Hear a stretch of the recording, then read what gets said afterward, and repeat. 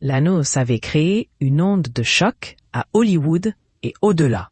L'actrice Michelle Trachtenberg, qui s'est fait connaître grâce au rôle de Dawn Summers dans Buffy contre les vampires, puis dans Gossip Girl, sous les traits de Georgina Sparks, est morte à l'âge de 39 ans. Le 26 février dernier, la comédienne avait été retrouvée sans vie dans son appartement à New York après avoir fait un arrêt cardiaque. Plusieurs informations sur sa santé avaient ensuite été dévoilées. Michelle Trachtenberg avait reçu une greffe du foie quelque temps avant sa mort, et certaines de ses dernières apparitions publiques avaient provoqué l'inquiétude sur les réseaux sociaux.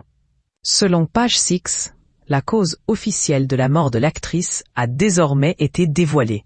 Le média américain affirme que Michelle Trachtenberg est morte d'une mort naturelle après son arrêt cardiaque.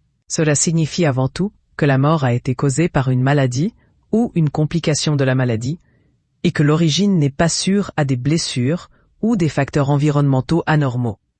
La mort naturelle implique également qu'elle n'a pas été causée par une tierce personne. TMZ, autre tabloïd américain, a précisé que si la famille de l'actrice avait refusé une autopsie, ce sont notamment des résultats des analyses de prélèvements sanguins qui ont permis d'établir la cause officielle de sa mort.